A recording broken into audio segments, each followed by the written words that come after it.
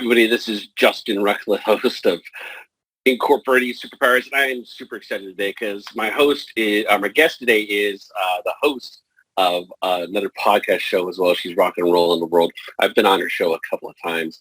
I'm super excited to introduce you to. How long have we known each other, Emerald? At least 3 years. I think we met in 2017, so we're almost 3 years. Yeah. So this is Emerald GreenForest. She's a good friend. We've shared shows a couple of times throughout the years. She is pure magic. She is part of our tribe, and I'm just so honored to have her here today, talking about actually some really cool stuff, reawakening to wealth. This is a conversation you're going to want to pay attention to. This is all about mindset and reawakening your mind to just the possibilities of what you can do in the world. Emerald, thank you so much for being back on my new show for the first time. Thank you so much. Can you share with our audience who you are, what you do, and the magic that you bring to the world? Sure. Well, the first thing I want to say is thank you. And I'm really honored to be here and excited to have the opportunity to serve and to speak to your audience. And it's always a beautiful thing when a messenger gets a platform. So thank you so much. And just to give you a little bit of background on myself, I think the thing I want to share is in 2004, I was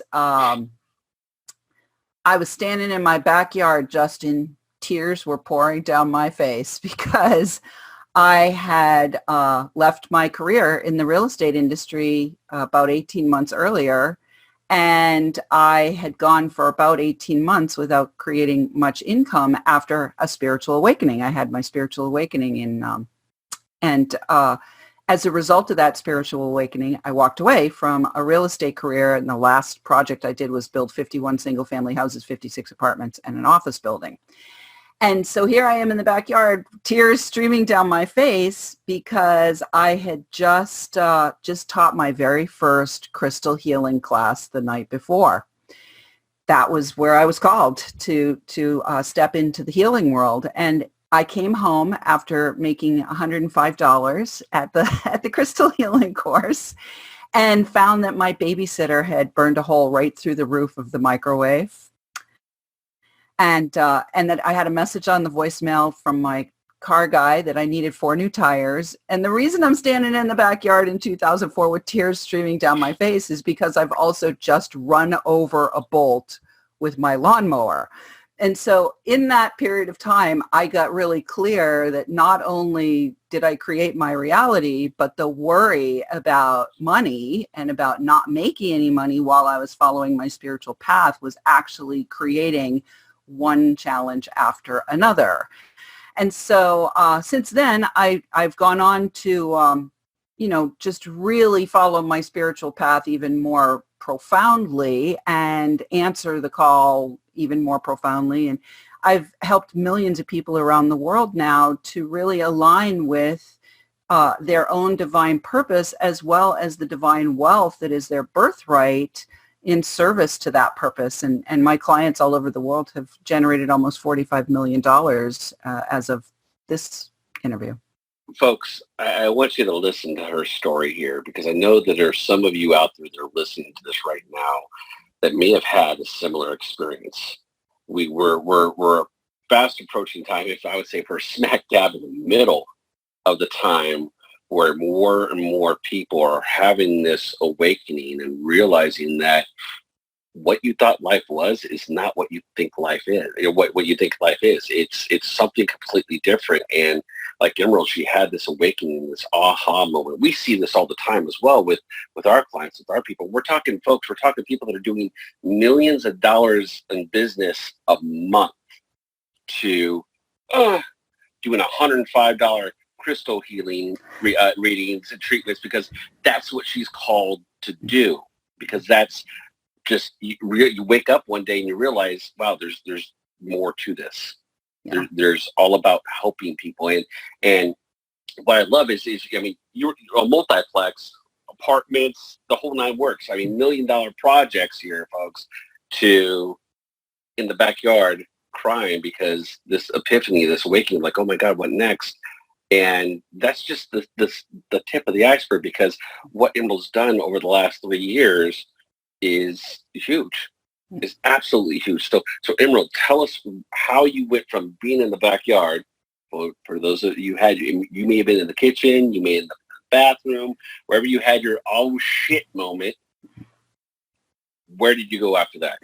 Well, that's a great question. So part of what I had to commit to, Justin, was I had to commit to living a life, what I call GBS, guided by spirit. I had to commit to that lifestyle and to that way of being in the world. And so, since 2004, I've been committed to that, and it's brought me on quite an adventure. So right after that, I decided I had the calling, I had the vision that I needed to open up an art gallery and healing art center. So I poured the last of what I had in my savings into opening up the art gallery and healing art center, ran that for a couple of years, then got clear that was complete. So I've done so many evolutions. And at the end of that, I produced a street festival for 2 years in a row that brought 6,500 people to my downtown. And then I got online. And in 2009, I got online. And in May of 2009, I made $400 in my business. But by June of 2009, after I sought help, so this is a key right here, I sought help from somebody who I saw was further down the path than I was.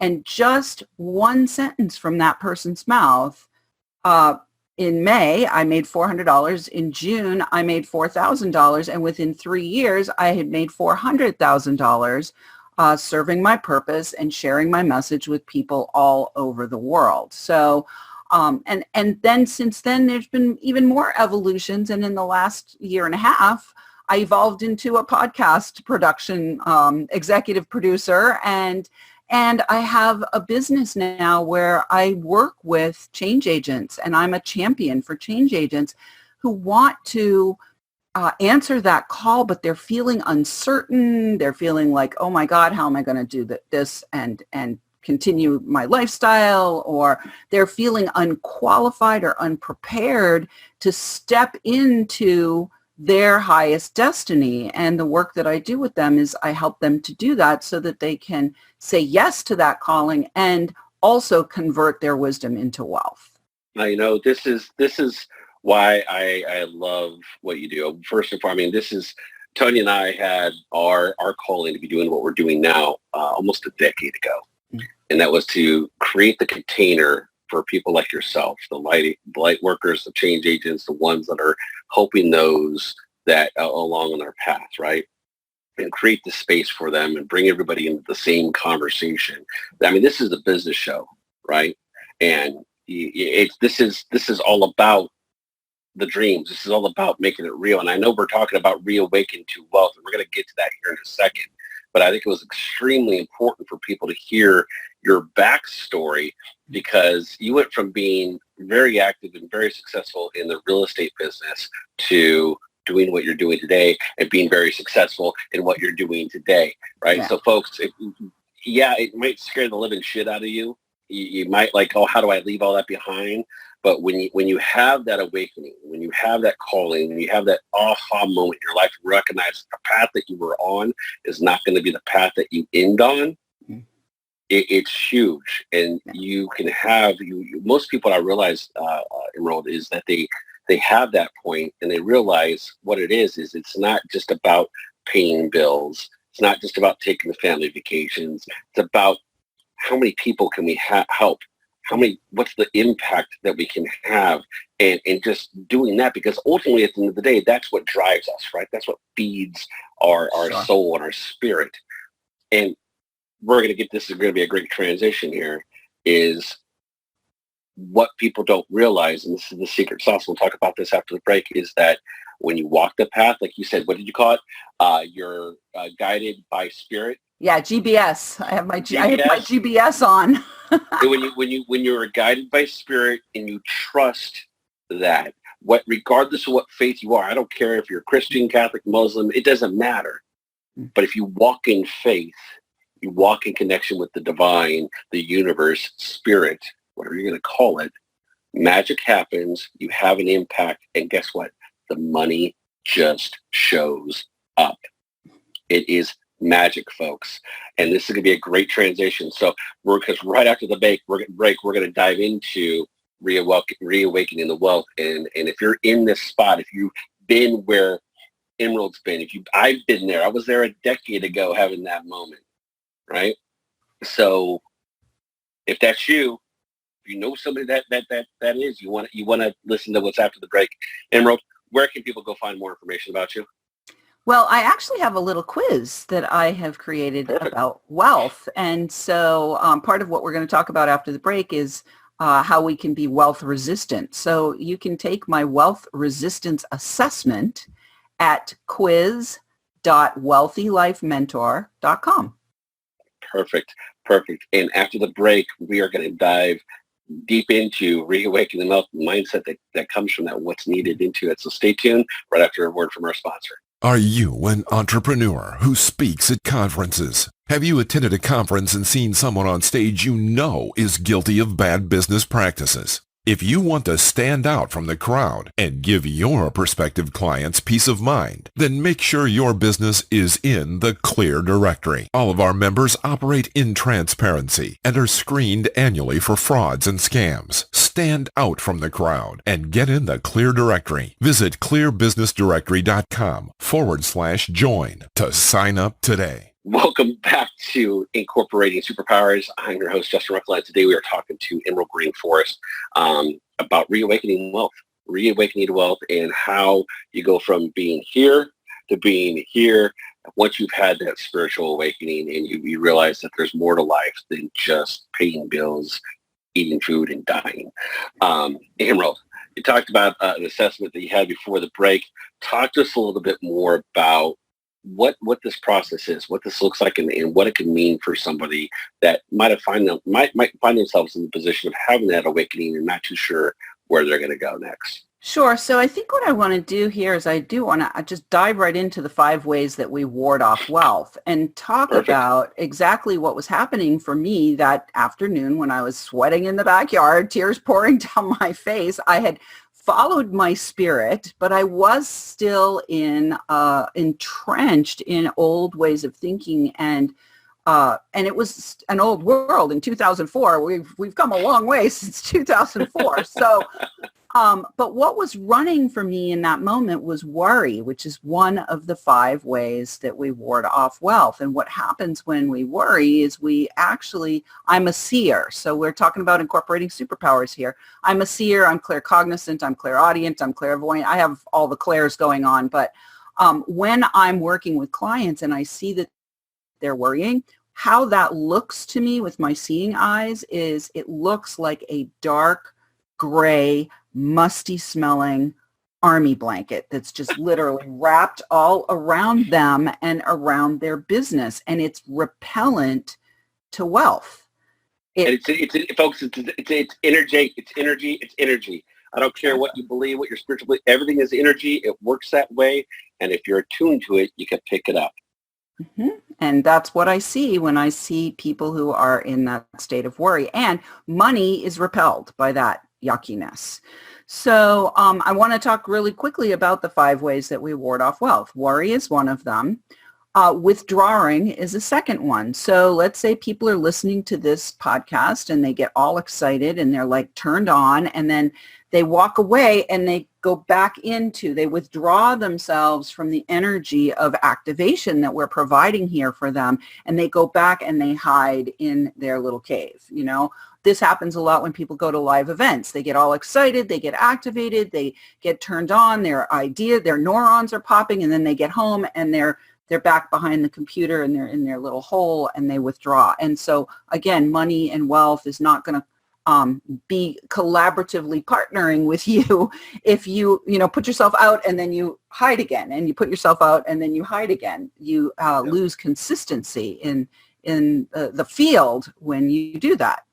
Yeah. The third way that we ward off wealth is waffling. And so this is for people who cannot make a decision. Like, should I buy the speedboat or should I get coaching? Should I buy the speedboat or should I get coaching? Should I buy the speedboat or should I get coaching? I'm just using that as an example. And they just stay in this indecisive place. I mean, make a decision, because as soon as you make a decision, you're literally cutting off, leaking your energy in the direction of the other thing that you're deciding against, and you are marshaling the forces of the universe to support the decision that you I love that. And one of the things that I see that happens often when people are stuck in that waffling phase is that they can't make the decision. So the universe will come along and go, oh, that money that you thought you had, poop, here's the car accident. Oop, here's the medical bills. Oop, here's this. And now the decision's been made for you because now you can't get either or, right? And so you have to stay in the flow. I absolutely love it. I love third step. What's the fourth? So the fourth one is whining, and this happens a lot with women over wine, over glasses of wine. They all get together, but I've talked to many men, and they do the same thing over beer, usually. And what happens when we're whining is we're bitching and moaning and complaining about circumstances or situations, with our money, with our kids, with our husbands, with the state of the weather, whatever the heck it is. And when you do it with wine or beer, now you're lowering your vibration even further. And when you're doing it with a bunch of other people, now everyone's in collusion with your story. All on the same frequency. Exactly. Exactly. So wealth is not interested in whiners at all.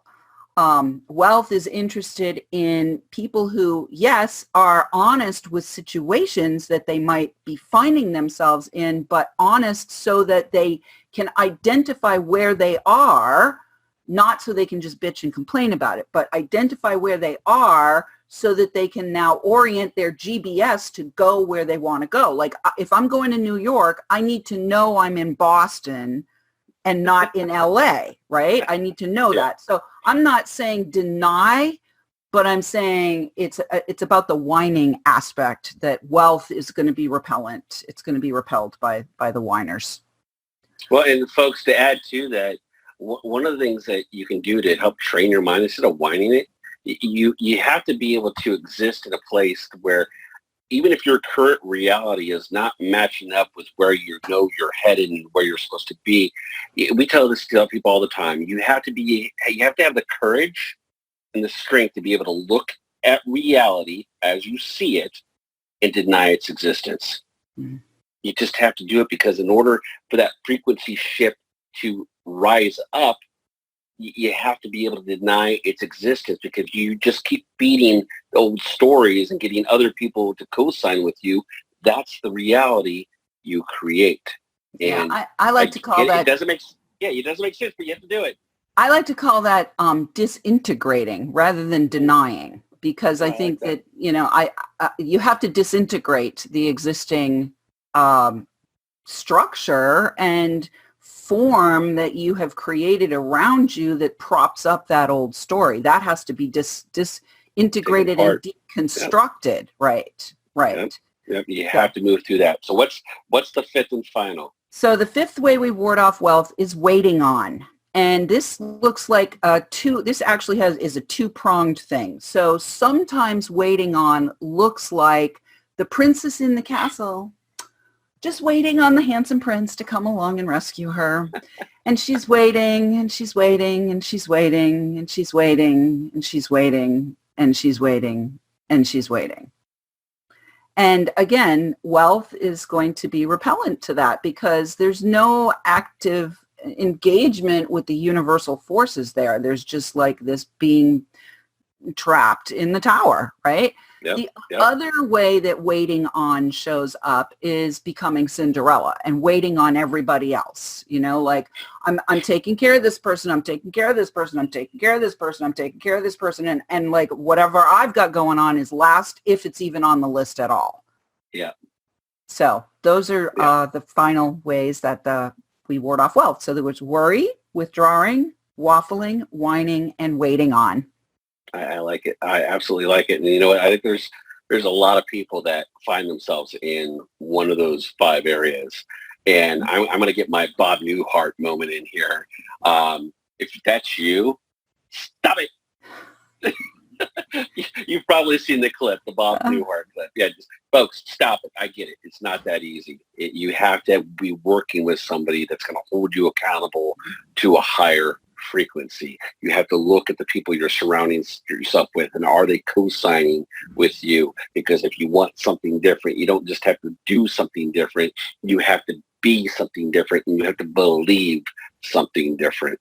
And those 5 points are a guarantee that if you're having trouble with money, it's one of those 5 points. Emerald, this is absolutely amazing. I know you've got a podcast and you're heard all around the globe. What's the name of the podcast? Where can people go to listen to you? Yeah, so I have a podcast called the Men on Purpose podcast, and you were a guest on that show at the very beginning, at the outset of that. So I think you're episode 10, or I'm pretty sure you're episode 10. Like 10 or 11, one of the two. 10 or 11 is the sex guy. So I think you're 10. We got to be 10 then. I think you're number 10. Yeah. But I'm now at 112 episodes, and we have been downloaded in 85 countries around the world. And I got so excited about the podcast world, and I got inspired. So I'm GBS, like I'm being guided by spirit, that it's time now to evolve and to continuing with the Men on Purpose podcast, but now add a second podcast called Wickedly Smart Women, which is going to launch in late September of 2019. And so I'm being shown by my spirit that I am to leverage the reach I already have built with the Men on Purpose podcast to be in service to the Wickedly Smart Women. So if you know any men on purpose who might be a good fit for the podcast, send them my way. And if you know any wickedly smart women who might be a fit for that podcast, send them my way for sure. Awesome. And you can find all of those shows on iTunes. We'll have links down below as well. So Emerald, as always, this has been an absolute blast.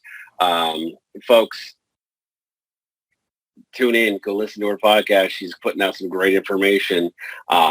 She's the real deal when it comes to understanding those things. So make sure you reach out. Go give her a podcast show a listen. Go take the quiz on her site as well. You want to share that with our listeners one more time? Yeah, so they can take the quiz at quiz.wealthylifementor.com. And it's the wealth resistance assessment. And I just want to drop into the mix here before we go that wealth is not just about money. It is actually the full measure of all of the resources that we have available to us, which includes time, health, our intellect and intuition, energy exchange, which is the money part, and fun with friends and family. So thank you so much for having me here today so that we could have fun with friends and family today. Absolutely. And folks, thanks for listening. Until next time, go out, incorporate your own superpowers, go reawaken yourself to wealth, and go out and have an impact on the world. More soon. Talk to you next week.